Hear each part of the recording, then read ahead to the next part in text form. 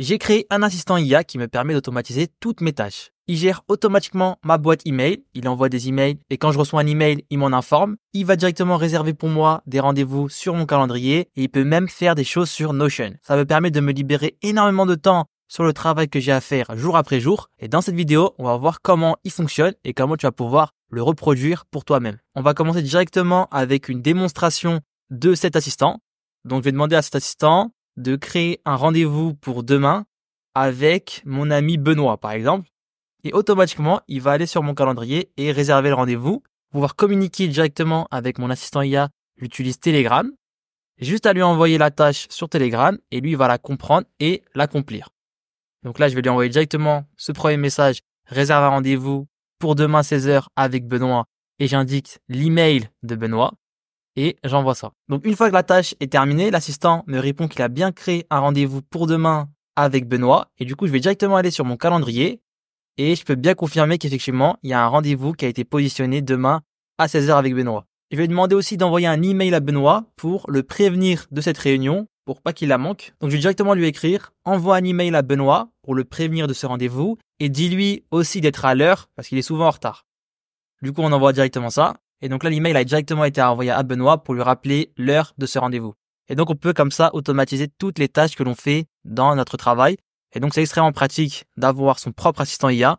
Et du coup, je vais te montrer maintenant comment il fonctionne. Donc, voici comment fonctionne mon assistant IA.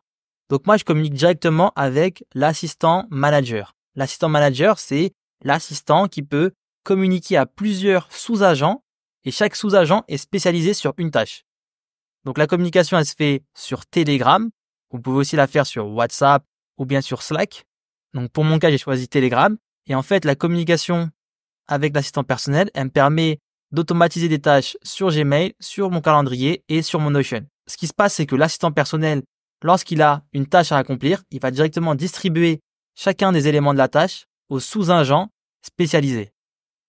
Donc là, on a le sous-agent email qui est lui, évidemment, est spécialisé sur tout ce qui se passe autour de ma boîte mail. Donc, il peut envoyer des emails. Donc, ça, on l'a vu lorsqu'on a envoyé un email de rappel à Benoît. Et il peut aussi voir mes emails. Donc, il a complètement accès à ma boîte mail. Et je peux, par exemple, lui demander, est-ce que j'ai reçu un email aujourd'hui? Et il va totalement pouvoir me dire si j'ai reçu ou non un email aujourd'hui. Ensuite, on a l'agent calendrier. Lui va pouvoir créer des événements sur le calendrier. Il va pouvoir aussi accéder à mon calendrier. Du coup, il va pouvoir me donner mes dates de disponibilité. Et il va pouvoir me faire des rappels sur les rendez-vous qui sont déjà existants. Donc, si je lui demande, est-ce que j'ai demain un rendez-vous? Il va directement pouvoir me dire, oui, demain, tu as un rendez-vous avec Benoît à 16h. Et du coup, lui, c'est l'agent responsable du calendrier. Et finalement, on a l'agent Notion. Donc, j'utilise un peu moins Notion que les autres agents, mais il permet en gros de créer des to-do list et de mettre à jour des to-do list sur Notion. Donc, s'il y en a un parmi vous qui utilisez énormément Notion, ça peut être extrêmement pratique aussi. Pour pouvoir créer ces agents, je n'ai absolument pas codé une seule ligne de code. J'ai utilisé une solution complètement no-code qui s'appelle Relevance AI. Et du coup, Relevance AI, vous allez pouvoir trouver directement un lien en description. En suivant la vidéo, vous allez comprendre comment fonctionne chacun des agents et vous allez aussi pouvoir reconstruire la même configuration que moi. On utilisera principalement Relevance, mais aussi Make pour pouvoir y arriver. Donc déjà, on va voir l'assistant manager. Donc c'est à cet assistant-là que je communique lorsque j'envoie des tâches sur Telegram. Donc, au niveau du prompt pour cet agent, donc en fait, avant même de commencer à expliquer chacune des étapes du prompt, ce que je voudrais que tu comprennes, c'est comment tu dois réfléchir pour créer un prompt. En fait, tu dois voir ton agent comme un nouvel employé qui rejoint ton entreprise. Donc, si tu as un nouvel employé qui rejoint ton entreprise, tu vas commencer par lui expliquer quel est son rôle dans l'entreprise. Ensuite, tu vas lui présenter l'entreprise. Donc, tu vas lui dire, nous, on travaille sur ça, on vend tel produit, tel service, etc. Et donc, ça sera la deuxième partie. Et ensuite, tu vas le former à son métier. Donc, pour le former à son métier, tu vas lui présenter tous les outils dont il va disposer et tu vas lui dire, donc, quand je te demande de faire telle tâche, tu vas utiliser cet outil, mais quand je te demande de faire cette autre tâche, tu vas utiliser cet autre outil. Et en fait, c'est la même chose avec les agents. Les agents, c'est comme des employés. Donc, d'abord, mon agent, je vais lui expliquer quel est son rôle dans mon organisation. Donc, c'est mon assistant personnel. Je lui explique ça directement. Tu communiques avec moi sur Telegram. Ensuite, je lui explique quelle est sa tâche. Et du coup, sa tâche, ça va être de communiquer avec moi et de contrôler 3 sous-agents qui sont l'agent manager, l'agent calendrier et l'agent Notion. Et en fait, comme il n'a pas une seule tâche extrêmement précise, je vais simplement lui dire, tu vas agir étape par étape pour pouvoir résoudre n'importe quelle des tâches que je te donne en utilisant chacun de ces agents. Donc, c'est une tâche qui est un petit peu globale, qui permet simplement à l'agent de comprendre que sa tâche, c'est en fait une tâche d'autonomie où il va devoir comprendre, réfléchir par lui-même. Il n'y a pas une seule mission ultra précise à faire. Il faut simplement savoir agir en fonction de ce que je demande. Et du coup, ensuite, on va simplement le former à son métier. Donc ça, c'est la partie sous-agent et tool. On va simplement lui décrire tous les outils qu'il va pouvoir utiliser et quand il faut les utiliser. Lui, il va disposer d'un seul outil qui va être l'outil pour pouvoir communiquer avec moi sur Telegram. Donc, je lui dis, voilà, tu vas pouvoir utiliser cet outil pour communiquer avec moi. Ensuite, je lui donne quand il doit utiliser cet outil. Il va devoir utiliser cet outil à chaque fois qu'il y a une mise à jour, un problème ou bien un résultat. Il va directement devoir me le communiquer sur Telegram. Maintenant qu'on a décrit l'outil, on décrit chacun des sous-agents. Et là, il y a 3 sous-agents, l'agent email, l'agent calendrier et l'agent Notion. Donc là, j'ai oublié de mettre l'agent Notion, mais il faut mettre l'agent Notion, bien sûr. Donc globalement, ce qu'on va faire, c'est qu'on va lui dire, l'agent email, il contrôle ma boîte mail, il peut envoyer des emails, il peut rechercher des emails dans ma boîte mail.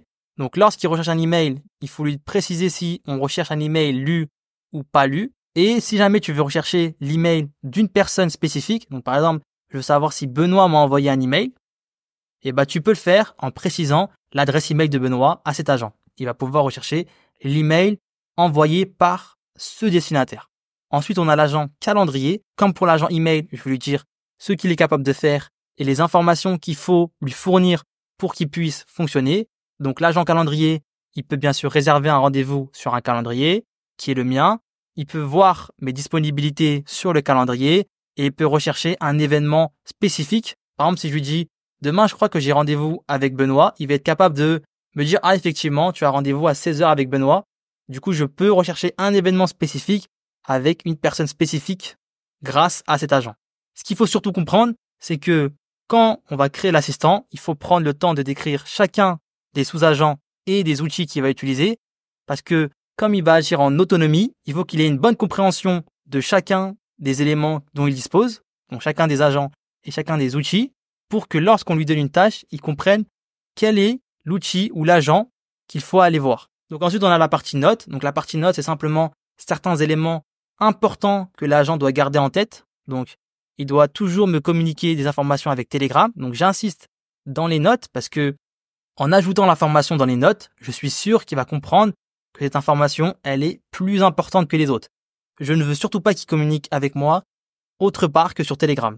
Et je veux aussi que toutes les informations importantes, toutes les mises à jour et tous les problèmes finalement me soient communiqués directement sur Telegram. Et du coup, je le remets encore une fois sur les notes pour être bien sûr que cette information soit prise en compte et que l'agent comprenne que c'est une information importante. Et du coup, ensuite, je lui dis qu'il va devoir agir étape par étape en utilisant chacun des sous-agents. Ensuite, je lui donne mon adresse email. Comme ça, lorsqu'il va réserver un rendez-vous avec l'agent calendrier, il sait quelle adresse email entrer pour pouvoir créer le meeting. Donc, c'est juste pour ça. Ensuite, on peut voir les outils dont l'agent dispose. Donc, il y a un seul outil qui est d'envoyer des messages sur Telegram. Du coup, on va directement aller voir le fonctionnement de cet outil. Du coup, on se rend directement ici pour voir les détails de l'outil et on va sur Build pour pouvoir voir le fonctionnement de notre outil. Donc, si vous n'êtes pas trop habitué à utiliser Relevance AI, comment fonctionnent les outils? C'est assez simple. En gros, c'est comme des fonctions. Donc, on va leur donner des informations. C'est dans la partie Input. Du coup, on peut leur donner différents types d'informations. On peut leur donner du texte, des listes, du JSON, etc. Ensuite, on va faire plusieurs étapes. Et du coup, on va à chaque fois pouvoir cliquer sur le plus et on peut ajouter différents types d'étapes. Et en fait, chacune des étapes, c'est en fait des outils qu'on utilise pour pouvoir créer un plus gros outil qui est le nôtre. Donc, on peut faire des API, on peut faire des recherches, on peut utiliser ChatGPT. Et une fois que toutes les étapes ont été faites, on obtient un résultat. Donc là, par exemple, pour que ce soit un peu plus concret, on va pouvoir voir comment fonctionne cet outil. Donc cet outil, il va simplement prendre comme input un message. Donc en fait, c'est le message que l'assistant m'envoie via Telegram. Pour pouvoir m'envoyer ce message, il va utiliser une API qui va lui permettre d'envoyer le message vers une automatisation Make. Et du coup, on va utiliser une première étape. Donc quand on veut ajouter une étape, on clique sur le plus ici et on entre API. Et du coup, ça lui permet de faire appel à une API. Donc là, je vais supprimer ça. Et du coup, cette API, on veut que la méthode ce soit en post. Et ici, on entre l'URL que l'on a sur Make. Donc là, on va se rendre directement sur Make. Donc au niveau de Make, ce que l'on a, c'est un webhook. Donc un webhook, ça va permettre de recevoir l'information qui a été envoyée via l'API. Donc du coup, lorsqu'on crée notre webhook, on va obtenir une URL. Donc c'est à cette URL-là que l'on envoie les informations. Et donc sur Relevance, l'URL qui est juste ici, c'est l'URL de ce webhook sur Make. Au niveau du body, je sélectionne un body de type JSON et ça va me permettre d'envoyer en paramètre le paramètre message. Le message que l'on souhaite envoyer, c'est notre input. Donc notre input ici, qui est en fait le message que l'agent veut me communiquer. On va pouvoir renfermer l'information que contient cet input dans une variable. Et la variable, on va pouvoir lui donner un nom. Et là, le nom, c'est message. Du coup, on veut que notre message soit la valeur que l'on envoie sur Make. Et du coup, à ce niveau-là, on entre la variable message. Lorsqu'on va utiliser cet outil, ça va envoyer vers Make, ici, notre message. Et là, on va vouloir utiliser sur Make le Telegram bot qui permet d'envoyer des messages via Telegram. Et vous pouvez utiliser aussi WhatsApp, vous pouvez aussi utiliser Slack. Donc, pour faire fonctionner un bot sur Telegram, il y a une petite manipulation à faire. Je vais directement mettre en description une vidéo qui vous explique comment fonctionnent les bots sur Telegram. Comme ça, vous allez pouvoir reproduire cet assistant IA sur Telegram. Du coup, avec l'outil Telegram bot, envoyer un message de Make.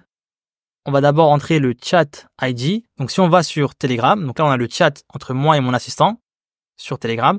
On va au niveau de l'URL et les dernières valeurs de l'URL, donc après le hashtag, c'est directement le chat ID de ce chat. Et du coup, c'est cette information-là qu'il faut entrer à ce niveau-là.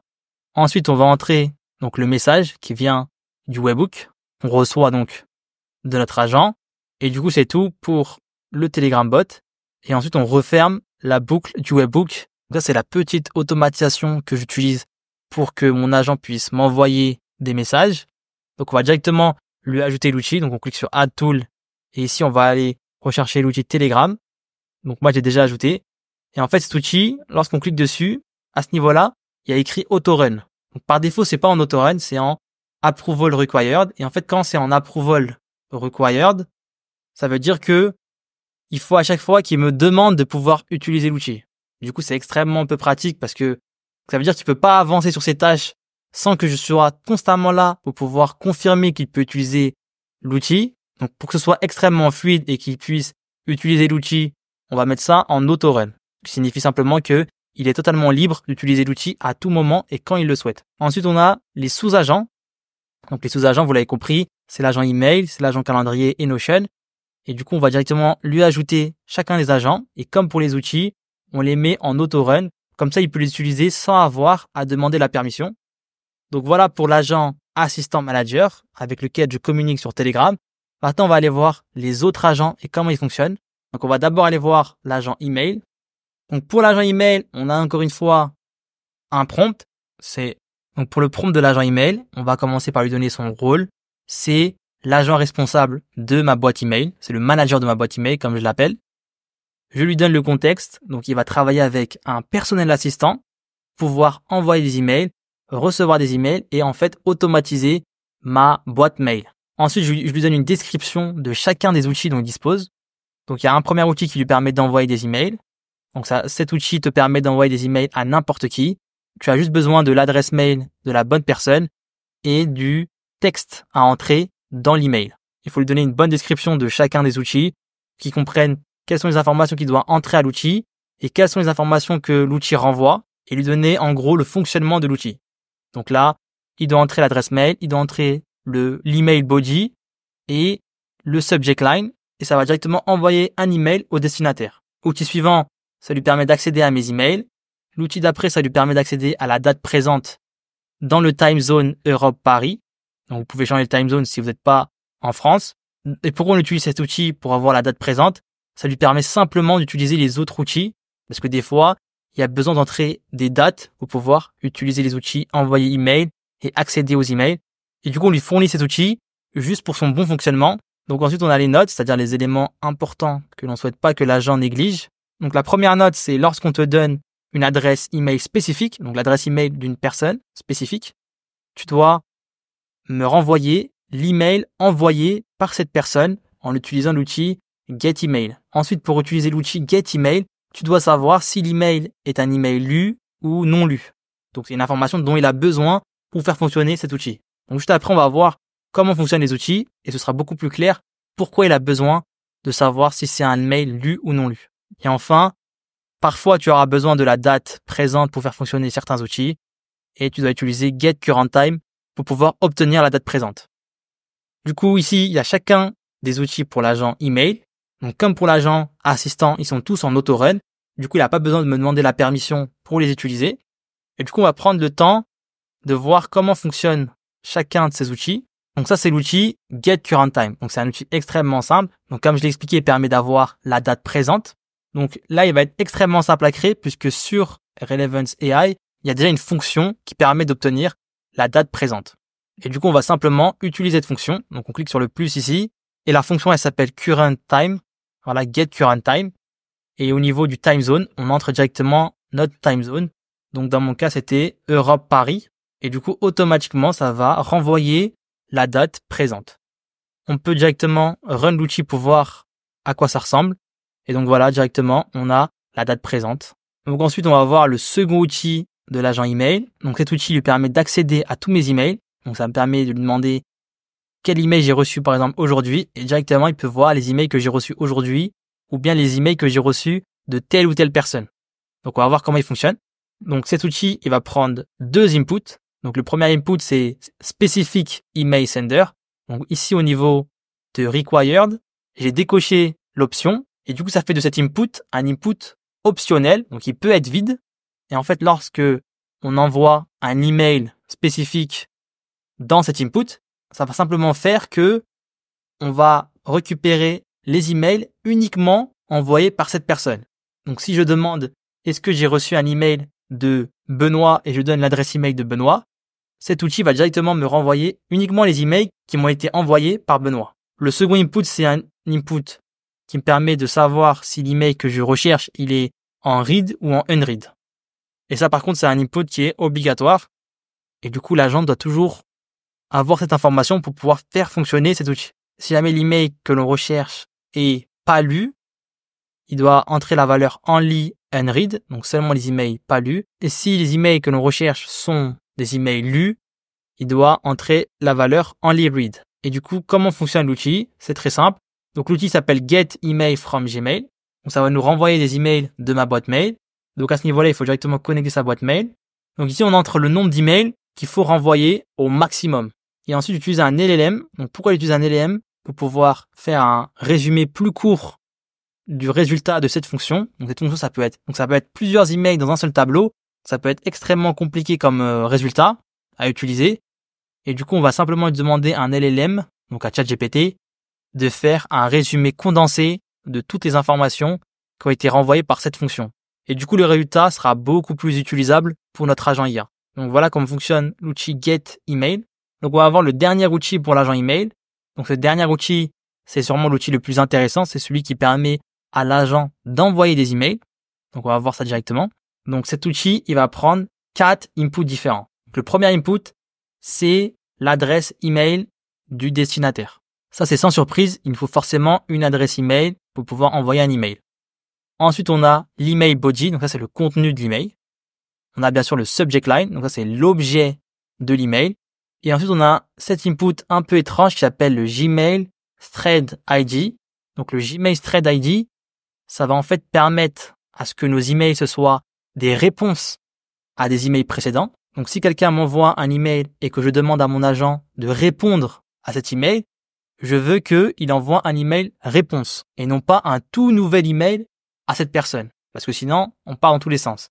Et du coup, on utilise le Gmail Thread ID pour pouvoir obtenir des emails réponses lorsqu'on a des conversations d'emails. Mais il peut y arriver que notre email, ce soit un tout nouvel email. Ce soit pas un email réponse. Et du coup, on a mis cet input en non obligatoire, non required.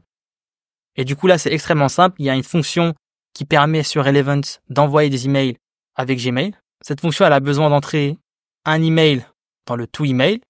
Et du coup, si on revient sur nos inputs, on a l'email adresse, bien sûr. C'était notre premier input. Et du coup, on va directement entrer ici cette variable. Ensuite, on doit entrer l'objet de l'email.